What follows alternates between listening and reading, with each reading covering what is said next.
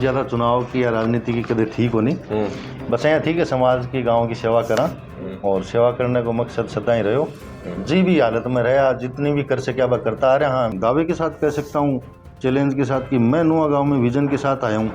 मेरे ख्याल से तो पूरे राजस्थान में ऐसा पहला सरपंच प्रत्याशी होगा जो घोषणा पत्र जारी करके चुनाव लड़ने के लिए ये मैं साथ में रखता हूँ। हर घर में जाता हूँ उनको बाई एंड पकड़ाता हूँ, उनको बताता हूँ कि ये मैं वादे हैं मेरे, इन वादों पे मैं काम करूँगा और अगर नहीं करता हूँ तो इससे बड़ी बात क्या होगी कि मैं ये भी लिखित में देता हूँ कि मैं गांव के बाजार में इस्तीफा दे दूंगा अपने पद से। सरकार दोबारा चुनाव कराए, आप मेरे से बेस्ट कोई लगे तो उसको चुनाव में लेके आओ और उसको चुनाव जिताओ। सरकार चुनाव कराएगी, उसका खर्चा आएगा, वो खर्च भी मैं अपनी जेब से देने के लिए तैयार हूँ कि अगर मैं सक्षम नहीं हूँ तो आप मेरे को रिजेक्ट करो। नॉर्मली एक 15 अगस्त 26 जनवरी मेरे 2-3 लाख रुपया पर जाए साहब। अच्छा। मेरा दिल रहे कि मैं कुछ खर्च कर सकूँ। माताओं बहनों के लिए मेरे अलग से वादे हैं जी। तो इनमें पहला है महिलाओं के लिए प्रसव काल में मैं फ्री एम्बुलेंस सेवा दूंगा। मेरी पहचान इस चीज़ की है कि ये वन कॉल मैन है। अच्छा। मेरे को अगर कोई आदमी किसी भी वक्त फ़ोन करता है तो उसको मैं हाजिर मिलता हूँ। हर आदमी से मेरा पर्सनल जुड़ाव है।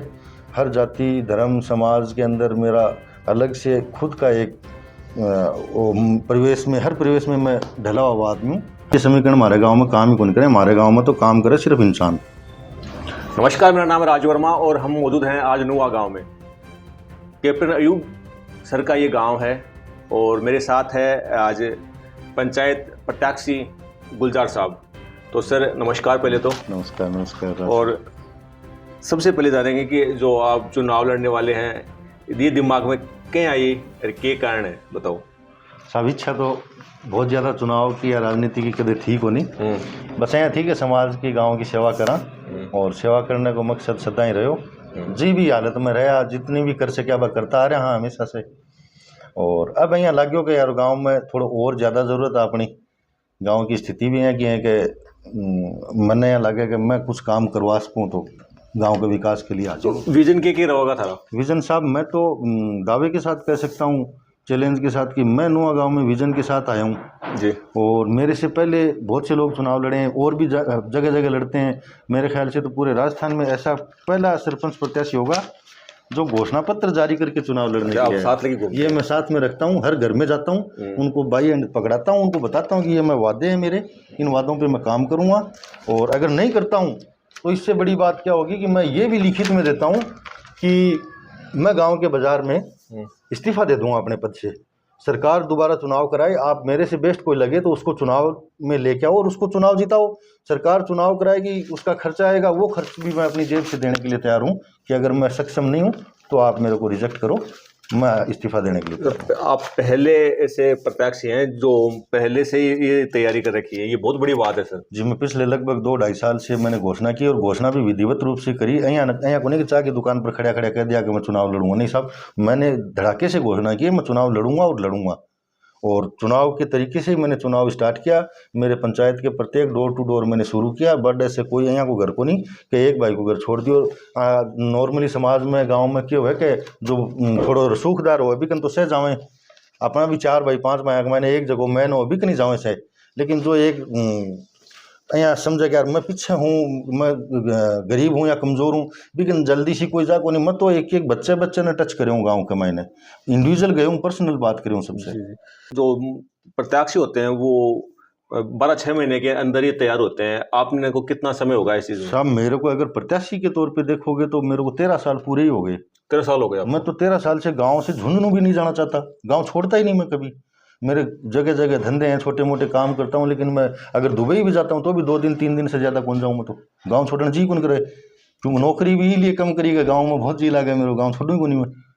अच्छा, वर्तमान में भी आपने क्या क्या किया गांव में? विकास की बात करें तो देखो विकास की बात ये तो क्या होता है, कई चीज़ें विकास की बातें तो काम की तो मैंने किए हैं बहुत सारे, जैसे लेकिन हाँ लेकिन कि एक बार चुनाव से संबंधित काम को नहीं, वो सेवा थी गांव की, मेरा फर्ज था। जगह जगह बैठने के लिए बेंचें रखवाई हैं बहुत सी जगह और कैमरे लगवाए हैं, लाइटें लगवाई हैं। मेरे गाँव के इतिहास में पहली बार ईद और दीपावली पर आपको मेरा गाँव की सजावट देखने लायक मिलेगी।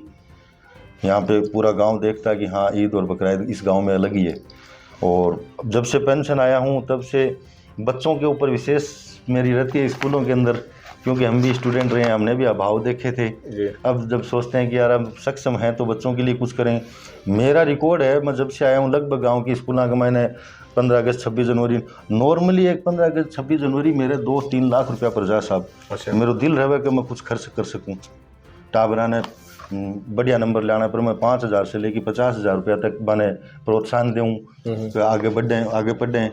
कोशिश या करूँ हर स्कूल का मैंने जो भी कर पाऊँ मैं हर संभव कोशिश करूँ। एजेंडा क्या रहेगा? देखो एजेंडा मेरा पहली बात तो मैंने तो सारे लिखित में वादे किए हैं, उस हिसाब से चलूँगा। और एजेंडा मुझे ये है कि गांव का विकास करवा सकूँ, जहाँ से भी विकास कार्य ला सकूँ वो लेके आऊँ, चाहे इसके लिए प्रधान हो, एमएलए हो, एमपी हो, सीएम हो, कहीं पे भी जाना पड़ेगा मैं जाने के लिए तैयार हूँ।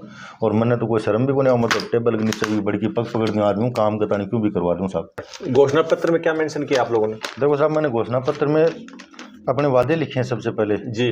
घर घर कचरा संग्रहण टाइम बाउंड है, हर काम का टाइम है, ये काम ने इतने टाइम के अंदर अंदर शुरू करूँगा। घर घर कचरा संग्रहण है 1 महीने के अंदर, सीसीटीवी कैमरे हर जगह पे 3 महीने के अंदर, स्ट्रीट लाइटें 6 महीने के अंदर, पूरे गांव में नाली निर्माण है वो 9 महीने के अंदर है, सार्वजनिक शौचालय सभी बस स्टॉप पे ये 1 साल के अंदर अंदर। अच्छा। गंदे पानी की निकासी जो कि हमारे गांव की बहुत बड़ी समस्या है, इसके लिए मैंने टाइम लिया 2 साल, हमेशा के लिए स्थायी इसका समाधान करेंगे। गौशाला का निर्माण है, हाईटेक राजस्थान की सबसे हाईटेक गौशाला होगी ये, इसके लिए मैंने 3 साल का टाइम लिया, गांव से 3 साल में करवाऊंगा। नियमित रूप से गांव की मुख्य सड़क की साफ सफाई रहेगी, पट्टा विहीन भूमि के पट्टे बनवाऊंगा।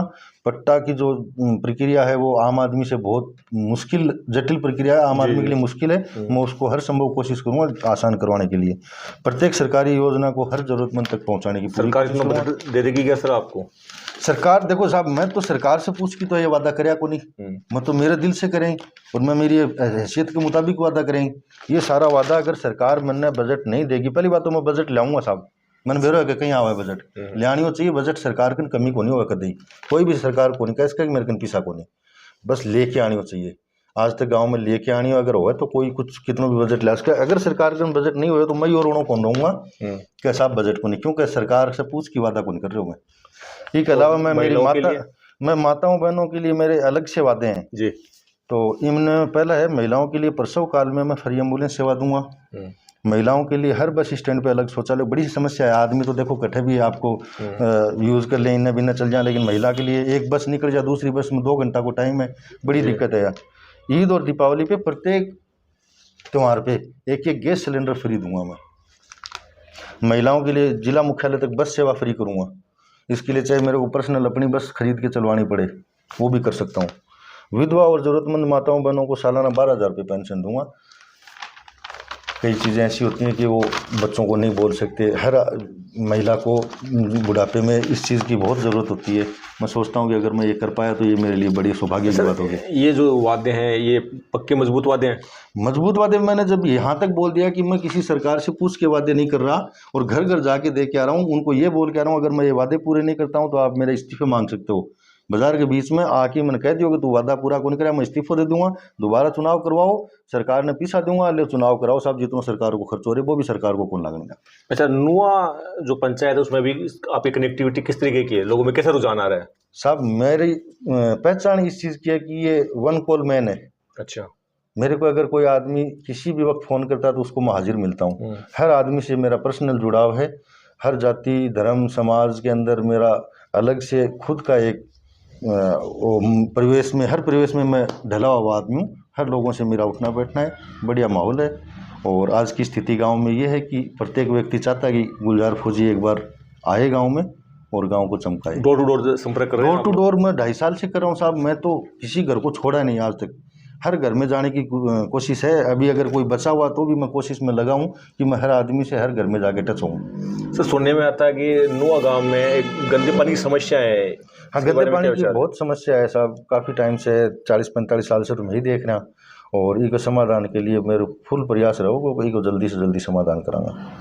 अच्छा, क्या संदेश देना चाहेंगे? लास्ट क्वेश्चन ये रहेगा आपका। मैं तो गाँव वालों से अपील करूँगा कि एक बार मेरे को मौका दें, मैं आपका बच्चा हूँ, आपका भाई हूँ, और मैं यकीन दिलाता हूँ कि आपके वोट की कीमत मैं आपको चुकाऊँगा और हर व्यक्ति तक मैं उसको हाजिर मिलूँगा, उसको ये महसूस कराऊँगा कि आपने वोट इस बार एकदम सही जगह दिया है।